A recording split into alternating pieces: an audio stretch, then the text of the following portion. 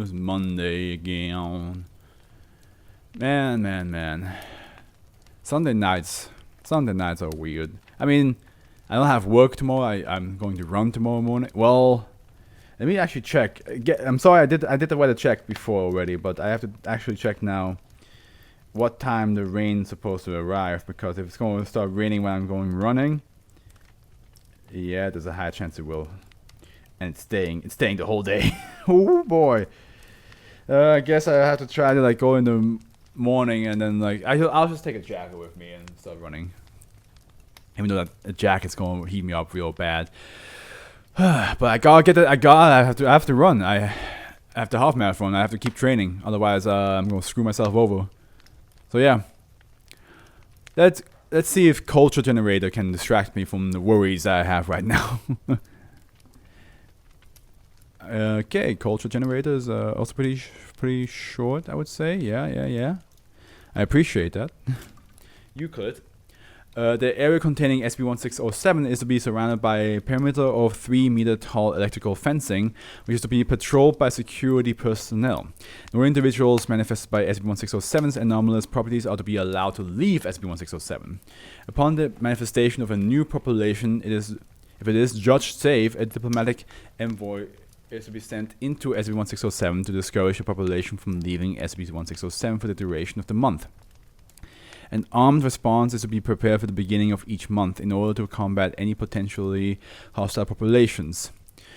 SCP-1607 is a settlement located in southwest Alaska. The appearance, size, and residing a population of which changes radically at periodic intervals has shown the potential to range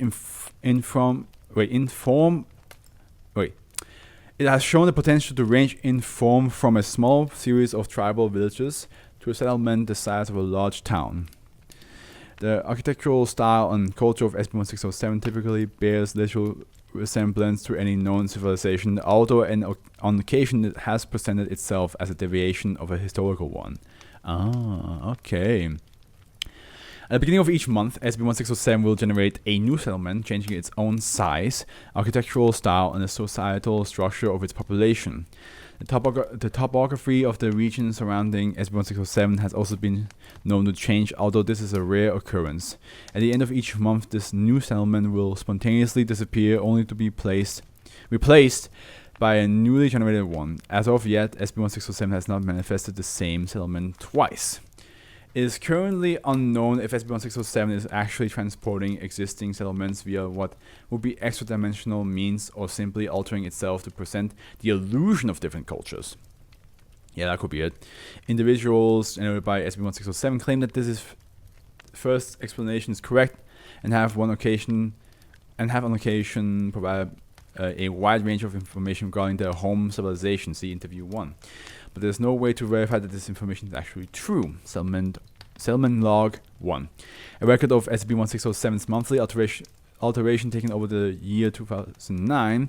The following is a brief summary for more in-depth information about generated settlement. See document 9. So here we go. January. A culture based upon the concept of human sacrifice and prosthetic enhancement.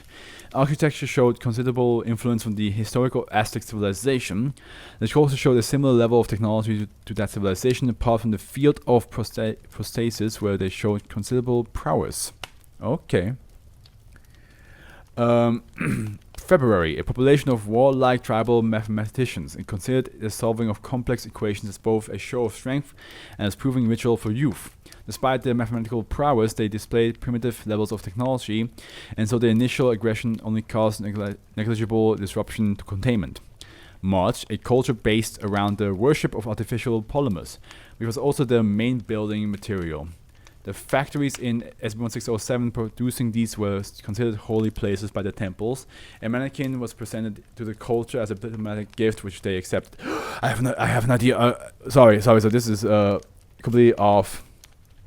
I need to do this quickly before I forget.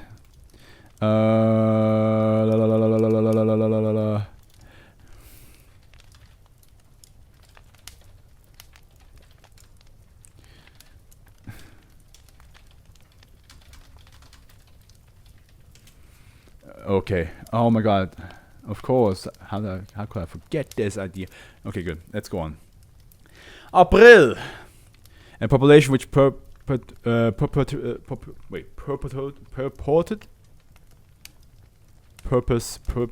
to be ruled by the corpse of their leader, who had apparently been dead for several hundred years.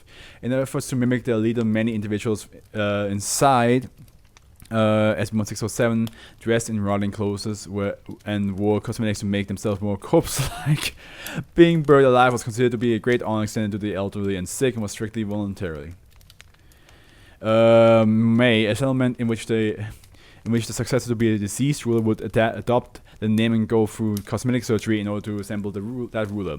During manifestation, the culture was experiencing a crisis in which the twin brother of the previous ruler, who resembled them without the use of cosmetic surgery, was disputing the claim of the lawful successor to leadership of the culture. Some hostile action was required to prevent the disruption of containment. June, a population devoted to the building of massive wooden structures, followed by the burning of said structures as a sacrifice to their gods. Painful burns were considered to be a mark of class. Criminals were executed via drown. Get burned and that's high honor stuff. Get drowned and that's the lowest of the low. July, a population devoted to worship other members of said culture. Individuals would pray and offer sacrifice to other individuals. While these acts were performed for them by others, every building in SCP-1607 was considered a temple to an individual member of the population. This is wild.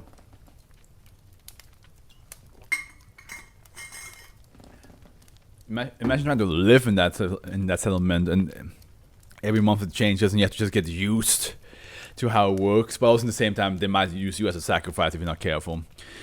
August, a population which purported to be highly peaceful and pacifistic. Structures and clothing were made from the byproducts of the naturally deceased, while those who did not follow the culture's law were dropped into one of several pits located in SCP-1607. September, a population devoted to the worship of 365 different deities. Each day was considered to be a different holy day, each requiring several different rituals to be performed. The population appeared to be suffering from exhaustion at the time of manifestation.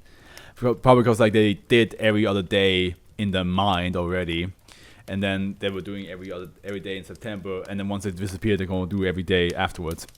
October, a population which considered the sense of sight to be sinful, and so blinded all citizens on their 5th birthday. Religious leaders came to power through a process where they underwent surgery to render themselves deaf as well as blind. As a diplomatic gift, the population of SCP-1607 presented the diplomatic envoy with a box of human eyeballs, claiming that it was proof of their sanctity. I was about to be like, why Age of 5? But of course, with Age of 5, you kind of realize you can see stuff and take information in, so that makes sense. November, a population which apparently considered anything that was not part of the culture to be non-existent. During the sending of a diplomatic envoy, all individuals the envoy attempted to contact ignored them and averted their gaze. December, a population of primitive tribesmen who repeatedly asked envoys why they had lost contact with the ones in the skies. They resided in simple wooden huts and used primitive tools. After several hours of this questioning, the tribesmen resolved to wait for the ones in the skies and gathered in the primitive meeting hall. They remained in this meeting hall for several days, neglecting their bodily needs until they eventually died of thirst. And now we have the interview. Dr. interviewed Dallin Brett. According to Dallin Brett, Dallin, brother of Dallin. Forward interview conducted in May 2000, which was the deceased ruler, and all of them tried to look like him. At the time, SCP-1607 had become a culture in which the successors, the deceased ruler would adopt the name and go through cosmetic surgery in order to resemble the ruler and assume leadership. What follows is a transcript of a meeting between Dr. the designated diplomatic envoy and Dallin Brent. The twin brother of the previous ruler of the culture who had usurped leadership from his nephew Dallin III. Some violent action was still occurring in SCP-1607 at the time of the interview. Thank you for agreeing to meet me. Thank you for agreeing to meet me. I expect answers. Where are we? Why are you taking us to this place? Man of the snow? Who are you? A devil or a devil's herd? A devil's third? Danber was most likely referring to the cold climate at this point. My name is Dr. and I represent an organization called the SCP Foundation. Now I understand your people have experienced an incident, and I just want to tell you we can fix it. We will need a month or so, but it should be possible. Your incident has done some good, at least. My nephew was not prepared for this. He is not as adaptable as me and my men. We hunt him down like the child he is. Now, if we are to return you to where you belong, we are going to need some information on it. Can you tell me about surrounding settlements, continents, anything?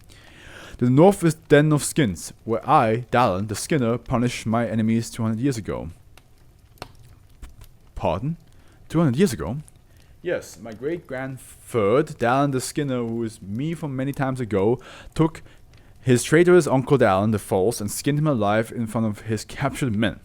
His skin still hangs there as a symbol to my enemies. Perhaps I will skin my nephew as well. Anything else? Across the sea are the hollow places where kings took their own names and worshipped spider gods. Until my grandthird, Dallin the True, who is me, sailed across the ocean and put on an end to it. I guarded the kings and smashed the spider idols.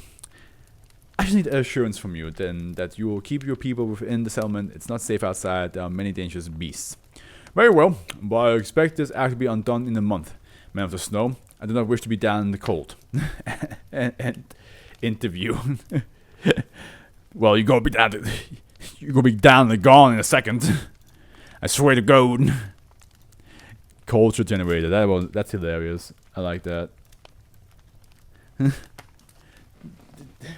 my great grandthird. Down the True and down the other one, down the Skidder, which is I, of course. Don't get it twisted. It's all me. It is all me. I'm doing everything around here.